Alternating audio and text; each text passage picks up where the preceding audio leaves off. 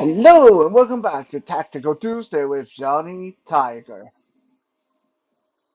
The date is March 19, 2024. And yes, we are doing. This is more of a show and tell rather than a knife review because I actually don't know that much about this knife to be able to give you an honest review. And also, I don't know if you guys can actually go out and buy this. Uh, what we're looking at here is a little treasure that me and my mom found in a thrift shop. I think this was way back in 2016, 2017, and my mom loved to visit thrift stores, and of course, I was uh, hanging out with her and had to go with her and put up with all the shopping and stuff like that. And we came into the store, and because my mom knows that I collect swords and knives and all kind of stuff, so she immediately uh, told me that they have a pretty cool knife behind the counter. And then I asked the owner to show it to me, and then we started dickering about prices. And see, I have been handling knives and swords of all kinds for upwards of 30 years, and it's rare for me to come across a knife or a sword that I have no idea of what it is. Like, sometimes I might not know the brand, but you show me a katana, I know it's a katana. You show me a broadsword, I know a broadsword. You show me a great sword, I know a great sword. You show me a cutlass, I know a cutlass. You show me a gladius, I know a gladius.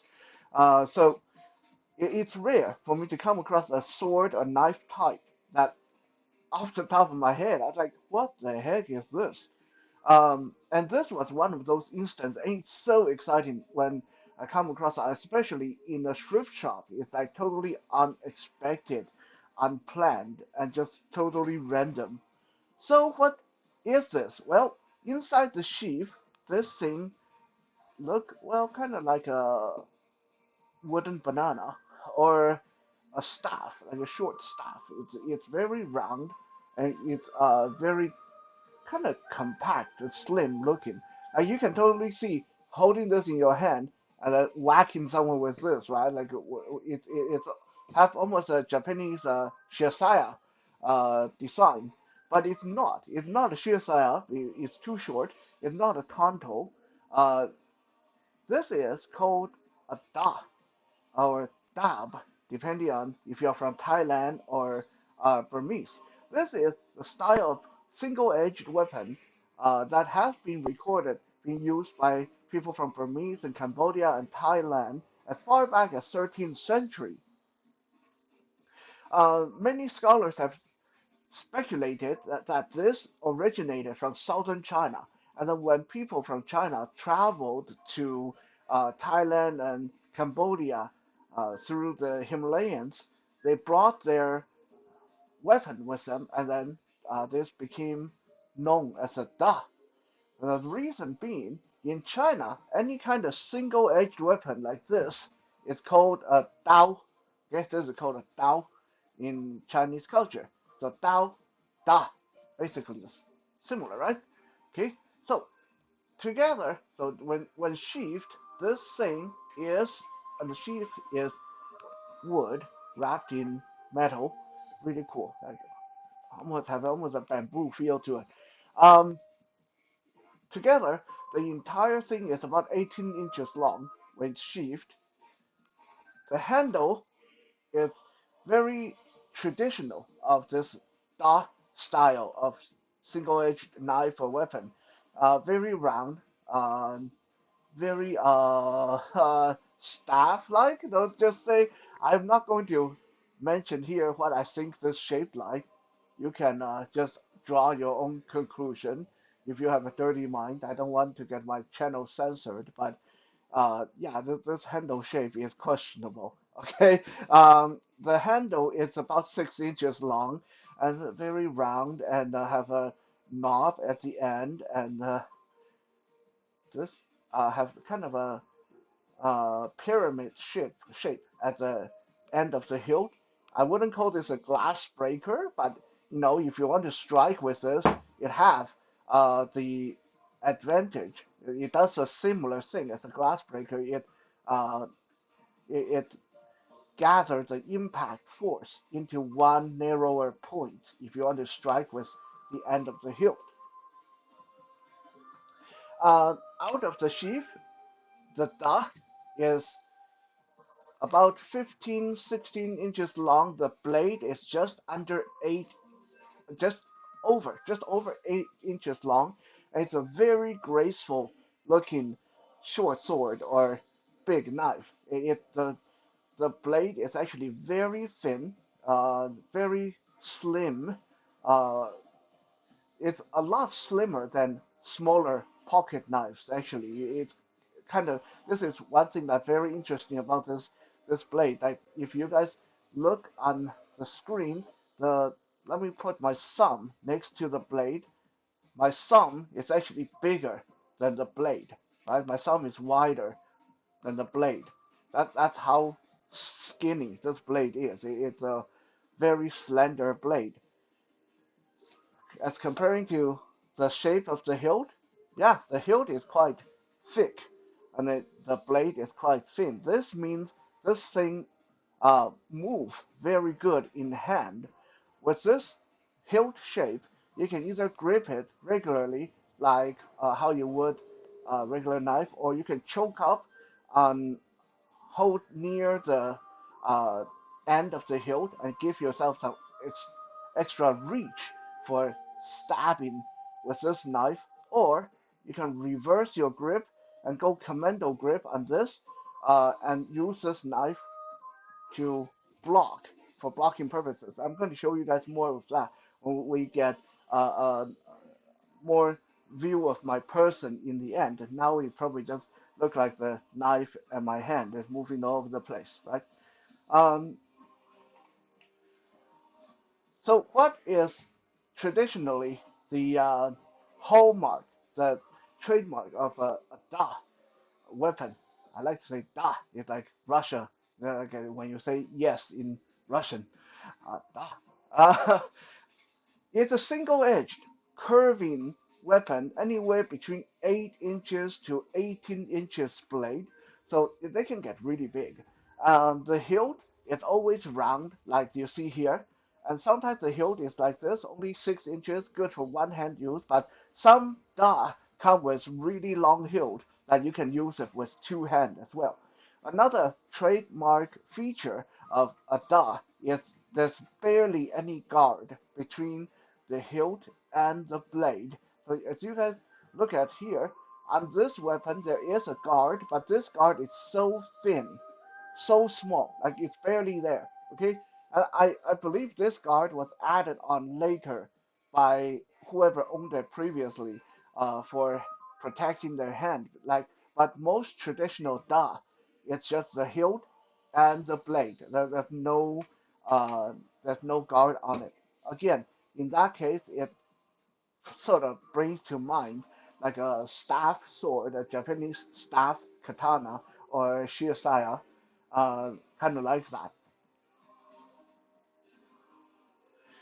Finding this was a pleasant surprise. That the construction was is not like the best. I think this is a replica, but it's a functional replica. Honestly, I kept this by my bed as a home defense weapon for the longest time until I just replaced it with my new uh, uh, uh, the oak, what is that brand the Bowie knife that I reviewed last year?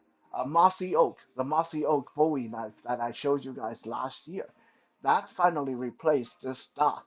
So now it's just displayed in my training room. But yeah, I chose this as a home defense weapon. Why? I'll talk about that a little bit more toward the end of the video. Now let's take a look at cutting test.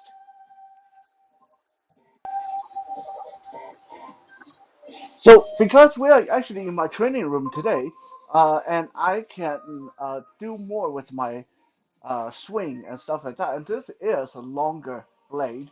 Let me put this aside. This is a longer blade, so that's why we're in here, and we are using a slightly different angle than usual. We are not just confined to the kitchen counter as usual. Okay. Um, normally, normally we just cut like a piece of cardboard, right? Or a piece of plastic or something. But today we're going to do this a little bit differently because this stuff, obviously, you're not going to use this for utility knife, right? This is just too big. This is like you carry this, no one's going to believe that this is for utility. It's like a little machete. Look how long this is compared to my body. I mean, yeah, it's not as big as an actual machete, but it's huge. It's long. Okay, so today we're going to we got a whole cardboard box here, right? A whole cardboard box.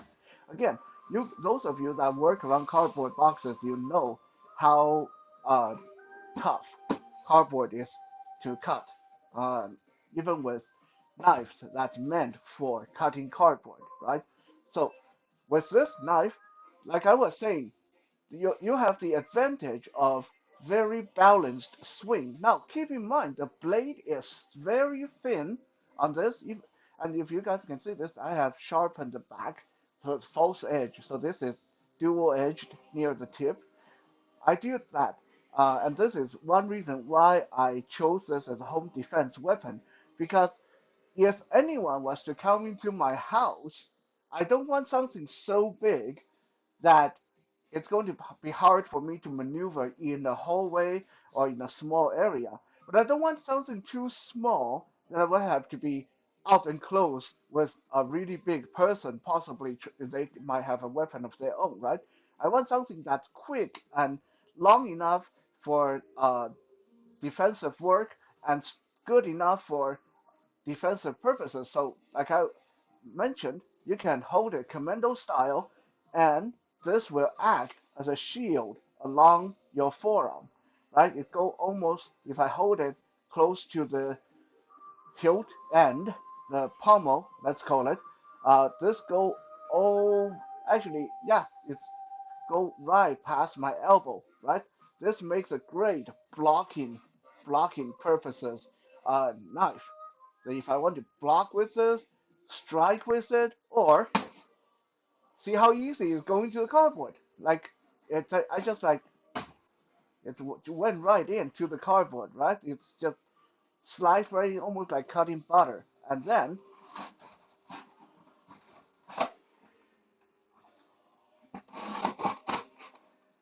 just look at how easy this is, opening up and like cutting through this box, right? Look at that, look at that, look at that. Okay, that's not even one cardboard box. Okay, that's two cardboard boxes, one inside another. This just sliced right through that.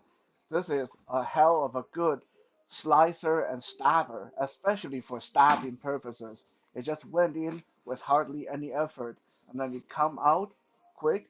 So it's just, if you were to use this in a defensive home defense application, it's long enough that give you a good amount of reach, and then it's quick enough that you don't need a lot of strength, and it's slender enough that, see, even without me holding the cardboard, I just do a free in the air stab, it will go right into that cardboard,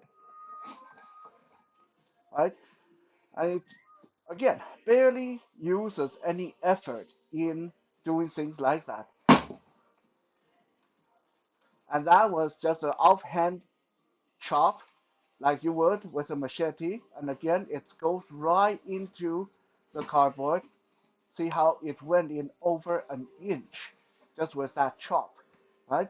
And this feels so good in the hand, even though at first glance you're thinking that that hilt is stupid. And again, it's a hilt shape, just bring to mind something else. And you would think this is going to be twisting and flopping around in your hand, but no, this feels really good. Uh, Especially with this added guard, you can put your thumb on the top of the guard to give you more push, more slice with your cut. But mostly, more than anything else, this is a stabbing weapon.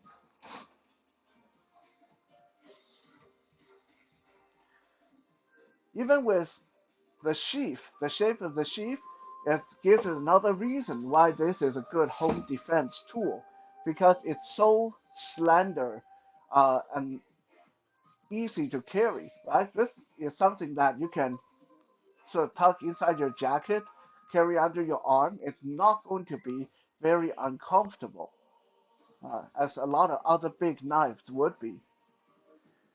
And overall, it's a beautiful kind of a, I think it's a gold and brown knife with metal bands and wood for the sheath and hilt.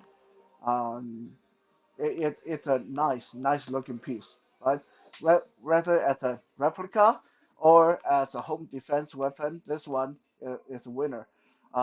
Finding this at a thrift shop was totally a win. So as we talked about, usually we want to ask, is this a good utility knife?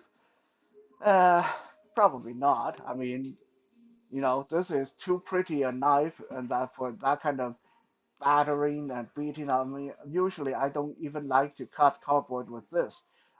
It's going to, I'll have to do some polishing on the blade. But you know, if it can cut cardboard that easily, you can definitely use it for utility.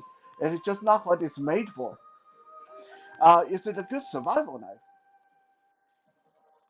I would say yes. It cuts well. It's long. It's thin.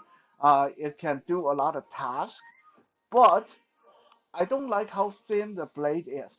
For a survival knife, I would want something a lot more stout than this, something that can take a lot of abuse. Like this thing, um, make me feel that if I just hit something really hard with it, or hit something with it really hard, the blade will snap. It doesn't feel like it's meant for abuse. So I would say not a good survival knife. Is it a good defensive knife? Is it a good self-defense knife? Oh heck yes. Like this thing feels so light and quick in the hand, with so many grip options. You can grip, forward grip, pommel grip, commando grip, and use it to shield your forearm, strike with the pommel, and the grip is long enough for you to really get a lot of swiveling and different movement out of it. Now you just have to keep in mind that with not much of a guard on this, it's not something that you want to use to parry and block other people's weapon with, unless you use it against your like hold it against your forearms like this. Uh, Otherwise, whoa. Okay, yeah. The sheep just like totally flew off. But yeah, that's another thing you want to kind of watch for. It doesn't really click in place in a sheath. It just kind of held, being held in by friction and nothing else. In the end, I mean, I can't even say I recommend it. I think like this knife is more important for its cultural purposes. It is a very cultural weapon, very cultural knife.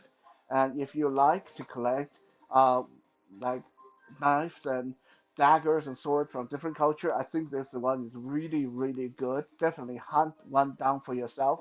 It's spelled D-H-A, da, and some in some places it's spelled D-A-A-B and dub. Okay, so if you guys find one, let me know in the comment section, or if you know more about this style of blade, let me know. Thank you for checking out today's episode. I'll be back again tomorrow for Wisdom Wednesday.